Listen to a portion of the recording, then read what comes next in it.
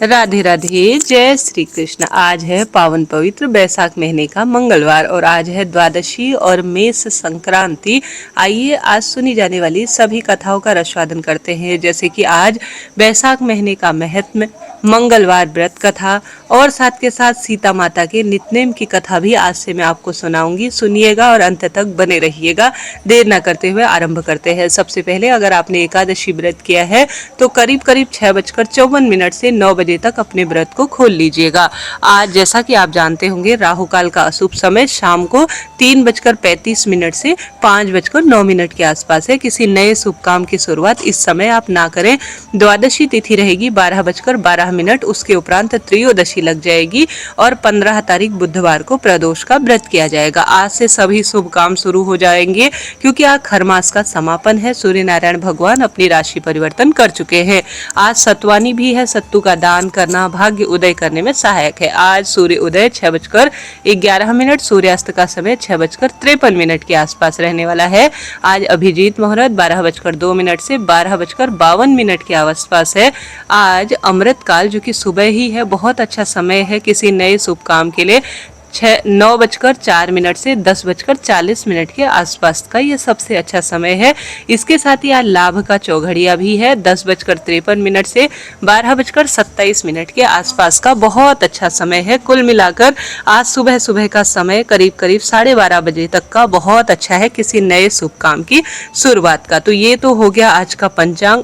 सीता माता के नित्यनेम की कथा, अर्थात जहाँ सीताराम का नाम लिया जाता है वहाँ हनुमान जी स्वयं ही वास करते हैं। और आज मेष संक्रांति सत्वनी के दिन श्री रामचंद्र जी और माता सीता की कहानी सुनी जाए तो अनंत गुना लाभ होता ही है। लिखा गया है, यह कहानी सीता माता कहती थी और श्री रामचंद्र जी इसे सुना करते थे। एक दिन श्री राम भगवान को किसी काम से बाहर जाना पड़ा तो सीता माता कहने लगी कि भगवान, मेरा तो 12 वर्ष का नित्य नियम छूट जाएगा।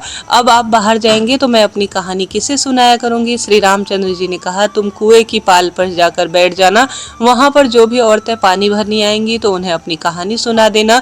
सीता माता कुएं के पाल के पास जाकर बैठ गई। एक स्त्री आई, उसने रेशम की जरी साड़ी पहन रखी थी और सोने का घड़ा ले रखा था। सीता माता उसे देखकर कहती थी, बहन मेरे 12 वर्ष का नित्यनेम सुन लो। पर वह स्त्री कहती, मैं तुम्हारा नित्यनेम सुनूंगी तो मुझे घर जाने में देर हो जाएगी और मेरी सास मुझसे लड़ाई करेगी। उसने कहानी नहीं सुनी और चली गई। उसकी रेशम जरी साड़ी फट गई, सोने का घड़ा मिट्टी में बदल गया। सास ने बहू से पूछा, किसका दोष अपने सर लेकर आई है। बहू ने कहा, कुएं के पास एक औरत बैठी रहती थी, उसने कहानी सुनने के लिए कहा, मैंने कहानी नहीं सुनी जिसका यह फल मुझे मिला है। बहू की बात सुनकर अगले दिन वह साड़ी और घड़ा लेकर सास कुएं के पाल के पास गई। सास को वहीं सीता माता बैठी हुई मिली तो सीता माता ने कहा, बहन मेरी कहानी सुन लीजिए। सास बोली, एक बार छोड़िए, मैं आपकी 4 बार कहानी सुन लूंगी। राम आए, लक्ष्मण आए, देश के पुजारी आए, नित नेम का नेम लाए। आओ राम, बैठो राम, तपी रसोई जियो राम, माखन मिश्री खाओ राम, दूध बताशा पियो राम, सूत के पल का मोठो राम, शाल दुशाला पोठो राम, शाल दुशाला ओढ़ो राम। जब बोलूं जब राम ही राम, राम सवारे सबके काम, खाली घर भंडार भरेंगे, सबका बेड़ा पार करेंगे, जय श्री राम जय श्री राम। सास बोली कि बहन कहानी तो बहुत अच्छी है। कहानी सुनकर सास घर चली गई और साड़ी फिर से रेशम जरी बन गई, मिट्टी का घड़ा सोने में बदल गया। बहू कहने लगी, सासू माँ आपने यह सब कैसे किया। सास ने कहा कि बहू तो दोष लेकर आई थी, अब मैं दोष उतार कर आई हूँ। बहू ने फिर कहा कि वह कुएं वाली स्त्री कौन है। सास बोली कि वो सीता माता थी, पुराने को नया कर देती है, खाली घर के भंडार भर देती है, वह लक्ष्मी जी का वास करा देती है, आदमी की जो भी इच्छा हो उसे पूरा कर देती है।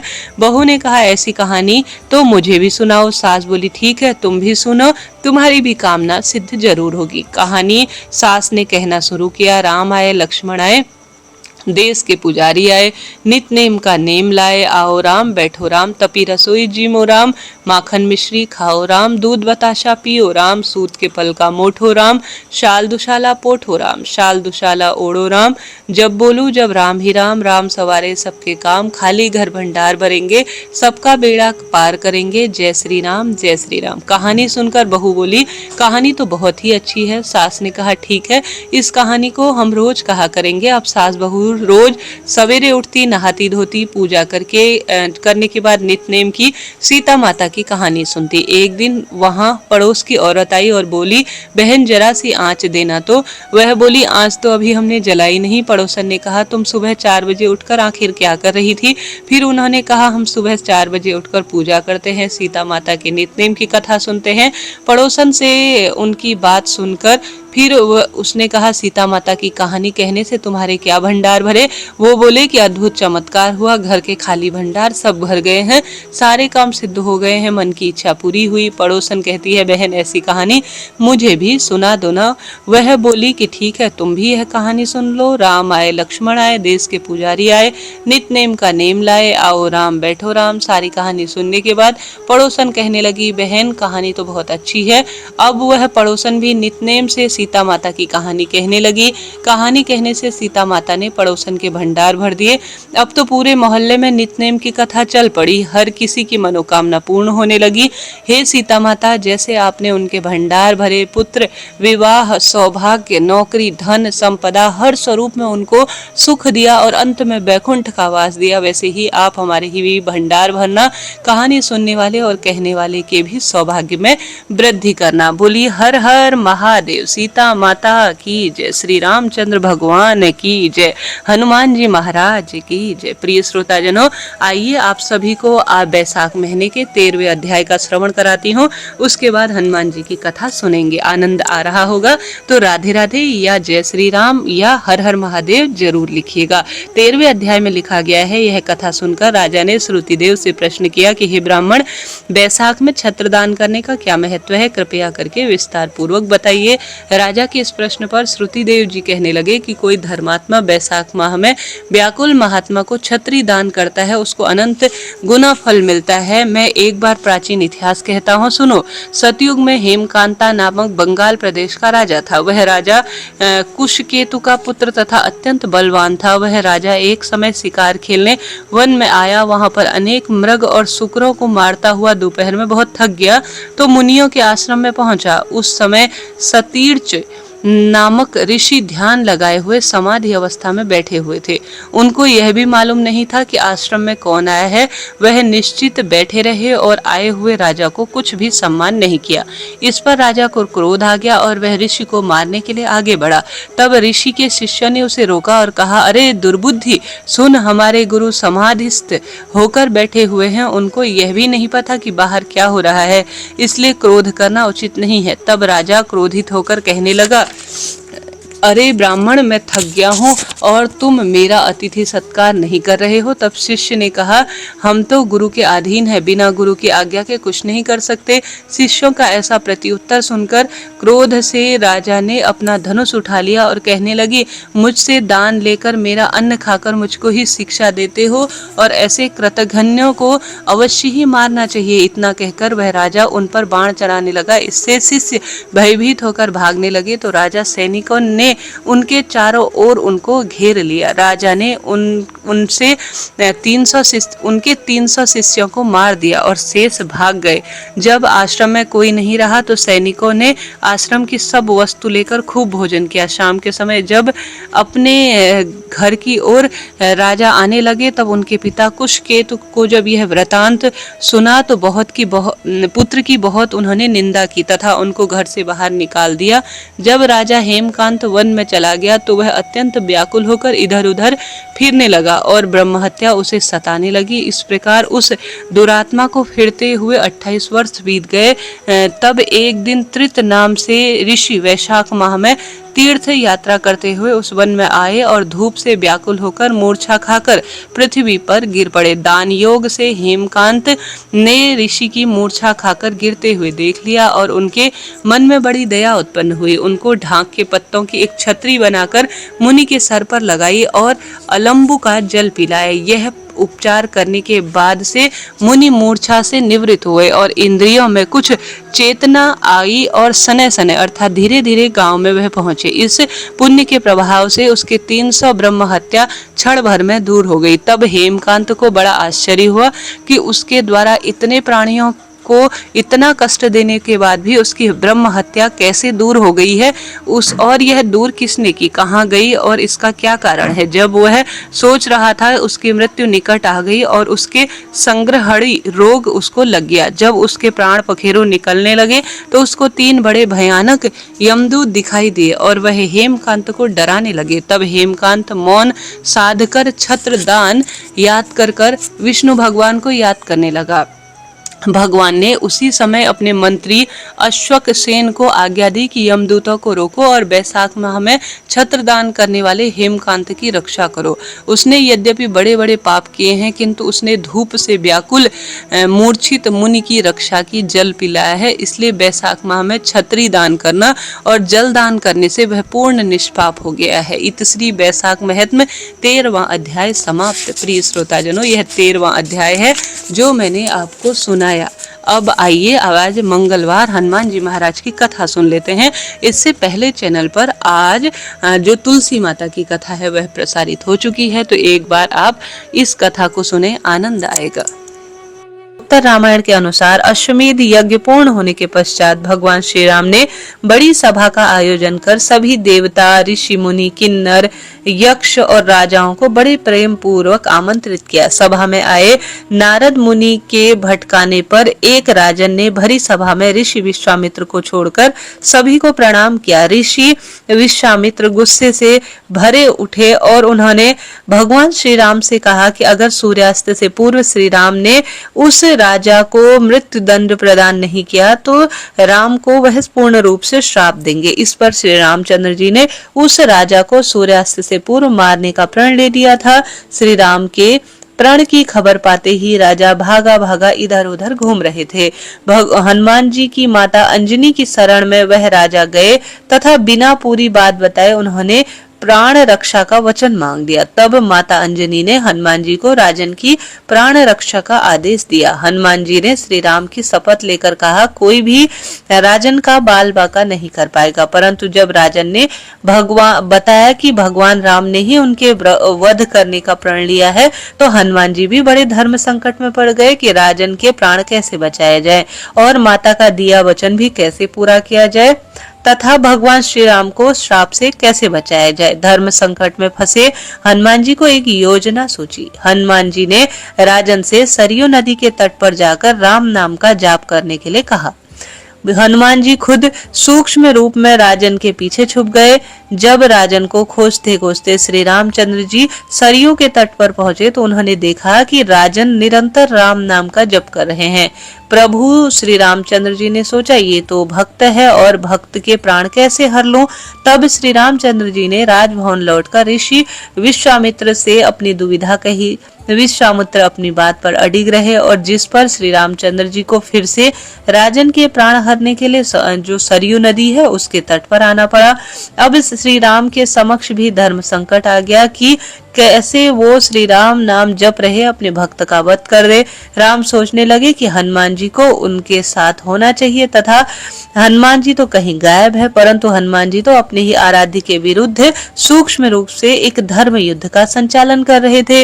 हनुमान जी को यह बात ज्ञात थी कि राम नाम जपते हुए राजन को कोई भी नहीं मार सकता, खुद मर्यादा पुरुषोत्तम राम भी नहीं। श्री राम ने सरयू तट पर लौटकर राजन को मारने हेतु जब शक्तिवाण निकाला, तब हनुमान जी के कहने पर राजन निरंतर राम नाम जपने लगे। राम जानते थे राम नाम जपने वाले पर शक्ति बाण भी असर नहीं करती। वो असहाय होकर राजभवन लौट आए। विश्वामित्र उन्हें लौटा देखकर श्राप देने को उतार हो गए और राम को फिर सरयू तट पर जाना पड़ा। इस बार राजा हनुमान जी के इशारे पर जय श्री राम जय श्री राम जय हनुमान गा रहे थे। प्रभु श्री राम ने सोचा कि मेरे नाम के साथ साथ यह राजन तो शक्ति और भक्ति की जय जयकार बोल रहा है, ऐसे में कोई अस्त्र शस्त्र से मार नहीं सकता। इस संकट को देखकर श्री राम मूर्छित हो गए तब श्री वशिष्ठ जी ने ऋषि विश्वकर्मा को सलाह दी कि राम को इस तरह संकट में न डाला जाए। उन्होंने कहा कि श्री राम चाहकर भी राम नाम जपने वाले को नहीं मार सकते, क्योंकि जो बल राम के नाम में है वह खुद राम जी में भी नहीं है। संकट बढ़ता देख ऋषि विश्वामित्र ने राम को संभाला और अपने वचन से मुक्त कर दिया। मामला संभलते देख राजा के पीछे छुपे हनुमान जी वापस अपने रूप में आ गए और श्री रामचंद्र जी के चरणों में गिर पड़े। तब प्रभु श्री रामचंद्र जी ने कहा कि हनुमान जी के इस प्रसंग से सिद्ध कर दिया कि भक्ति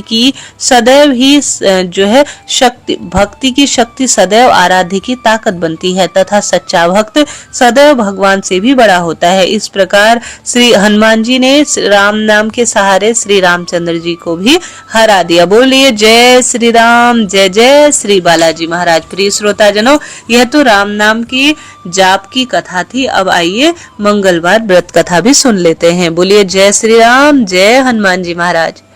मंगलवार व्रत कथा अनुसार एक समय की बात है, एक ब्राह्मण दंपति की कोई संतान नहीं थी, जिस कारण वह बेहद दुखी रहा करते थे। एक समय ब्राह्मण वन में हनुमान जी की पूजा के लिए गए थे। वहां उसने पूजा के साथ साथ महावीर जी के एक पुत्र की कामना की, अर्थात हनुमान जी से उन्होंने एक पुत्र के लिए प्रार्थना की। घर पर उसकी स्त्री भी पुत्र प्राप्ति के लिए निरंतर हनुमान जी की भक्ति और मंगलवार व्रत किया करती थी। वह मंगलवार के दिन व्रत के अंत में हनुमान जी को भोग लगाकर ही भोजन करती थी। एक बार व्रत के दिन ब्राह्मणी न तो भोजन बना पाई और न ही हनुमान जी को भोग लगा सकी। उसने प्रण किया था वह अगले मंगलवार को हनुमान जी को भोग लगाकर ही भोजन करेगी। वह भूखी प्यासी 6 दिनों तक पड़ी रही। मंगलवार के दिन बेहोश हो गई। हनुमान जी उसकी निष्ठा और लगन को देखकर प्रसन्न हुए। उन्होंने आशीर्वाद स्वरूप ब्राह्मणी को एक पुत्र दिया और कहा कि यह तुम्हारी बहुत सेवा करेगा। बालक को पाकर ब्राह्मणी अति प्रसन्न हुई और हनुमान जी के खूब जय जयकार करने लगी। उसके बालक का नाम उसने मंगल रखा। कुछ समय उपरांत जब ब्राह्मण घर आया तो बालक को देखकर पूछा, ये कौन है? पत्नी बोली कि मंगलवार व्रत से प्रसन्न होकर हनुमान जी ने उसे यह बालक दिया है। ब्राह्मण को अपनी पत्नी पर विश्वास नहीं हुआ। एक दिन मौका देखकर ब्राह्मण ने बालक को कुएं में फेंक दिया। घर पर लौटने पर ब्राह्मणी ने पूछा, मंगल कहाँ है? तभी पीछे से मंगल मुस्कुराता हुआ आया। उसे वापस देखकर ब्राह्मण आश्चर्यचकित रह गया। रात को हनुमान जी ने उसे स्वप्न में दर्शन दिए और बताया कि यह पुत्र उसे उन्होंने ही दिया है। ब्राह्मण सत्य जानकर खुश हुआ। इसके बाद ब्राह्मण दंपति प्रत्येक मंगलवार को व्रत रखने वाले गए। जो मनुष्य मंगलवार को सच्ची निष्ठा भक्ति से मंगलवार व्रत करता है, जिस कामना के तहत नियम का पालन करता है, हनुमान जी उसके सभी कष्ट दूर करते हैं और सब सुख स्वयं ही उसे प्रदान करते हैं। और हनुमान जी महाराज सारे दुख तकलीफ पीड़ा का भी निदान करते हैं। बोली हनुमान जी महाराज की जय। संकट मोचन हनुमान की जय। जय जय श्री बालाजी महाराज। वैशाख का पावन पवित्र महीना चल रहा है और इस महीने तुलसी माता की जो कथा होती है उसका श्रवण करने से भाग्य प्रबल होते हैं, नवग्रहों की दशा सुधरती है और वैशाख महीने का पूरा फल मिलता है, ऐसा शास्त्रों में वर्णित है। आइए इस वैशाख महीने में प्रतिदिन हम तुलसी माता की पावन पवित्र कथा का श्रवण करते हैं। शास्त्रों में तुलसी माता के बारे में लिखा गया है, महाप्रसाद जननी सर्व सौभाग्यवर्धिनी आधि व्याधि हरा नित्यम तुलसी त्वम नमोस्तुते। अर्थात हे भक्ति का प्रसाद देने वाली माता, सौभाग्य बढ़ाने वाली, मन के दुख और शरीर के रोग को दूर करने वाली तुलसी माता, आपको हम बारंबार प्रणाम करते हैं। जय तुलसी मैया की। शास्त्रों में कहा जाता है तुलसी जो माता है वह अगर द्वार पर लहलहाती अवस्था में, जिस घर में तुलसी में दीपदान और जल नित्य रूप से सिंचन किया जाता है, उस घर का भाग्य प्रबल होता है और उस घर में कारण ही काल कभी प्रवेश नहीं करते, ऐसा शास्त्रों में वर्णित है। इसलिए मैं आप सभी को इस पावन पवित्र महीने में तुलसी सींचने की कथा सुना रही हूँ। वैशाख महत्म का जो यह अध्याय है, सुनने के बाद आप सभी को, जो मैं रोज आपको सुनाती हूँ, तुलसी माता की कथा भी सुने। कहा जाता है अपने हाथ में फूल, तिल या चावल या दक्षिणा रखे और कहानी सुनना शुरू करे। ऐसा ना भी कर पाए तो माता तुलसी को प्रणाम करे, श्री नारायण का ध्यान करे और सुंदर भाव सच्चे मन से इस कथा को सुने। प्रेम, मन और भाव से सुनी जाने वाली तुलसी कथा कहा बहुत श्रेष्ठ परिणाम देती है। कथा अनुसार बैसाख के ठाकुर जी, जो कि बहुत पुरानी बात है, एक गांव में एक परिवार रहता था। उस परिवार में माँ, बेटा और बहू थे। बहू बहुत सीधी सादी और शांत स्वभाव की थी और उसकी दूसरी तरफ सास बहुत ही झगड़ालू और घमंडी थी। वो अपने बहू पर बहुत अत्याचार करती थी, उसे घर के सारे काम भी करवाती थी, खाने के लिए एक सूखी रोटी देती थी। अब बहू के पति को तो इस बात का कुछ भी ध्यान नहीं था। वो तो सुबह होते ही खेत पर काम करने चला जाता था। बहू सास के कहे अनुसार घर के काम में लग जाती थी। एक दिन बहू ने देखा पड़ोसन नया मटका लाई है। पड़ोसन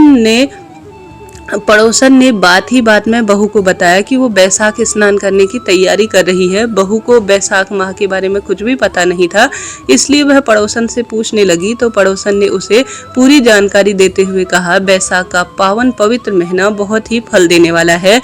साथ ही तुलसी माता की महिमा भी बहू को खूब बताई और कहा, अगर कोई बैसाख महीने में स्नान, ध्यान करे, दीपदान, तुलसी पूजन और तुलसी का सिंचन करे तो उसके जीवन के सभी परेशानियों का अंत होता है और पुत्र, विवाह, नौकरी, रोग, कर्ज, सौभाग्य इत्यादि की जो परेशानी है वह सदा सर्वदा के लिए खत्म होती है और सदा सर्वदा प्रभु जी की कृपा होती है। अब बहू अपनी सास के व्यवहार से बहुत दुखी थी। उसने सोचा, हो सकता है तुलसी माता की पूजा प्रताप से ही मेरे जीवन में जो कठिनाई है वह ठीक हो जाए। अब यही बात सोचकर बहू ने अपने मन में तुलसी पूजा की और बैसाख स्नान करने का निर्णय ले लिया। शाम को तुलसी और बैसाख महीने की महिमा अपनी सास को बताई। सास बोली, कोई जरूरत नहीं है, कोई नियम नहीं लेने की है, घर का काम करो, बस यही तुम्हारे लिए पूजा पाठ है। अब बहू क्या करती, बेचारी चुपचाप हो गई।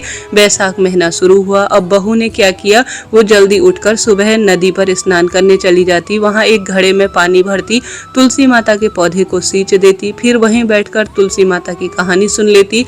अब बहू ने यह नियम ले लिया। सास के जागने से पहले घर वापस आ जाती और हर रोज यह सिलसिला जो है चलता रहा। किसी तरह 15 दिन बीत गए। एक दिन सास सुबह जल्दी उठ गई। उसने देखा घर में बहू नहीं है। उसने कुछ गड़बड़ है ऐसा मन में सोच लिया। अगले दिन भी सास जल्दी उठी, फिर उस दिन भी बहू घर में नहीं थी। सास समझ गई कि यह जरूर बैसाख स्नान कर रही होगी और तुलसी, आंवला, बड़, पीपल, बेलपत्र सींच रही होगी। अब सास बोली कि अगर मैं इसको मुंह से बोलूंगी तो घर में बेकार की लड़ाई झगड़ा हो जाएगा। अब उसने सोचा कि क्या करो जिससे कि बहू का नित्य नेम का नियम छूट जाए।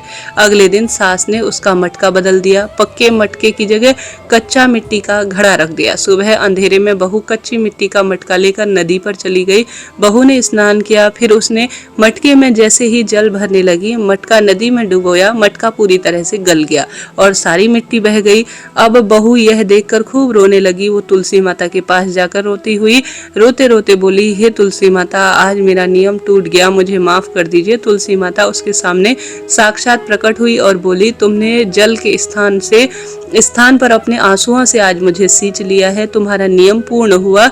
बहू ने कहा, माता मैं कल जल कैसे लाऊंगी? अगर मेरी सास को यह पता चला कि मैंने मटका नदी में बहा दिया है तो वह बहुत गुस्सा होगी। तुलसी माता ने एक मटका दिया जिसे लेकर वह खुशी खुशी घर आ गई। सास ने देखा कि वह मटका सोने का है। अब सास के पूछने पर बहू ने सारी बात सच सच बता दी। सास अंदर गई तो बहुत खुश हो गई, पर बाहर से नाटक करते हुए बोली, अगर सोने के मटके में जल लाओगी तो गांव वाले उसको छीन लेंगे। तुम कल फिर जाकर अपनी तुलसी माता के आगे रोना और दूसरा मटका लेकर आना। अब बहू बहुत सीधी सादी थी, उसको तो ऐसा कुछ भी ध्यान नहीं था। वो अगले दिन तुलसी माता के पास जाकर फिर से रोने लगी। तुलसी माता के पूछने पर उसने सारी बात बताई दी। तब तुलसी माता ने उसे एक चांदी का मटका दे दिया। बहू चांदी का मटका लेकर खुशी खुशी घर आ गई, लेकिन उसकी सास ने उसको भी रख लिया और बहू को फिर कहा कि अगले दिन तुलसी माता के सामने और रो जाना। अब बहू सास के डर से कुछ बोली नहीं, फिर तुलसी माता के पास जाकर बैठ गई और फिर और रोने लगी। तुलसी माता ने आकर सारा हाल उससे पूछा तो रोते रोते उसने सारी बात आज भी बता दी। अब तुलसी माता ने कहा, तेरी सास का लालच अब कभी खत्म होने वाला नहीं है, तू आज ऐसा कर, मिट्टी का ही मटका ले जा। यह कर कल तुलसी माता ने उसे एक मिट्टी का मटका ही पकड़ा दिया। बहू जब घर आई तो उसकी सास बहुत गुस्सा होने लगी और कहने लगी, तुम्हारी तुलसी माता की पास क्या इतना सा ही धन बचा है? जिसके पास कुछ भी नहीं है उसे सींचने का क्या लाभ? अब वह यह कहकर बहू को खूब गुस्सा करने लगी। बहू ने सास की बात मानी और जो उसका नियम था वह सुबह जल्दी उठकर जो है उसी तरह से पूरा करने लगी। पूरे महीने सास से छिपकर नदी पर स्नान करी और तुलसी माता का सिंचन करती थी।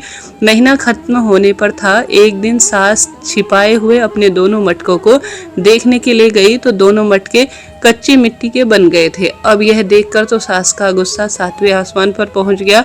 वह बहू को बड़ा भुला कहने लगी। तभी साक्षात माँ तुलसी उनके घर पर प्रकट हुई और सास को बोलने लगी कि तुम्हारे लालच और घमंड में बहुत पाप किए हैं तुमने, इसलिए सिर्फ तुम्हारे छूने से वो मिट्टी के मटके बन गए। जैसे बोगी वैसा ही तो काटोगी। तुलसी माता के प्रताप और कृपा से सास की आंखें खुल गई। वह बहुत रोई और तुलसी माता से क्षमा मांगने लगी। तुलसी माता ने क्षमा कर दिया और खुश रहने का आशीर्वाद दिया। तुलसी माता की कृपा से तीनों घड़े खुद ही तुरंत सोने के घड़े हो गए। अब सास बहू मिलकर हर रोज तुलसी माता के नित्य नियम से पूजा करती। तुलसी माता की कृपा से उनके घर में अन्न धन्य के भंडार भर गए।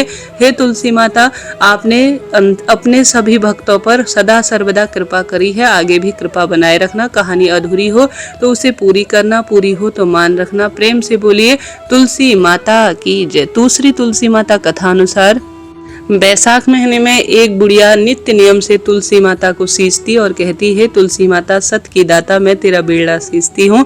महू मुझे बहू दे, बीताम्बर की धोती दे, मीठा मीठा घास दे, बैकुंठ का वास दे, चटक की चाल दे, पटक की मौत दे, चंदन का काट दे, रानी का साज दे, दाल भात का भोजन दे, 11 की मौत दे, कृष्ण जी का कांधा दे। तब तुलसी माता यह सुनकर सूखने लगी तो भगवान ने पूछा, हे तुलसी तुम क्यों सूखे जा रही हो? तब तुलसी माता कहती हैं, एक बुढ़िया रोज आती है और यही बात कह के जाती है, मैं सब कुछ तो उसको पूरा कर दूं, लेकिन कृष्ण जी का कांधा कहाँ से लाऊंगा? तो भगवान बोले, जब वो मरेगी ना तो मैं अपने आप उसे कांधा देने आ जाऊंगा। तो बुढ़िया माई से कह देना। जब बुढ़िया माई मर गई, सब लोग आ गए। जब माई को ले जाने लगे तो वह किसी से नहीं उठी। तब भगवान एक 12 बरस के बालक का रूप धारण कर आए। बालक ने बुढ़िया माई के कान में एक बात चुपचाप से कही। बुढ़िया माई हल्की सी हिलते हुए हल्की हो गई। बालक ने कान में क्या कहा था सुनो। बुढ़िया माई कान में जो है बालक ने जो कहा था वह इस प्रकार से था, बुढ़िया माई मन की निकाल ले, पीताम्बर की धोती ले ले, मीठा मीठा घास ले ले, बैकुंठ का वास ले ले, चटक की चाल ले ले, पटक की मौत ले ले, कृष्ण जी का कांधा ले ले। यह सुनकर बुढ़िया माई हल्की हो गई। भगवान ने कांधा दिया और बुढ़िया माई को मुक्ति मिल गई। हे तुलसी माता, हे श्री नारायण की प्रिया, जैसे बुढ़िया माई को तुमने मुक्ति दी है उसी तरह से जो भी इस कथा को सुने और तुलसी माता की जयकारे लगाए, श्री नारायण की पूजा करे, उसके जीवन में खूब सारी खुशियां देना और सदा सर्वदा बरकत बनाए रखना। जय तुलसी मैया। प्रिय श्रोताजनों, इस तरह से तुलसी माता की है मैंने आपको बात बताई। इसके अलावा बैसाख महीने में सुनी जाने वाली सभी कथाएं चैनल पर प्रचारित हैं, आप जरूर से उन्हें एक बार देख लीजिएगा। अभी के लिए इतना ही। राधे राधे।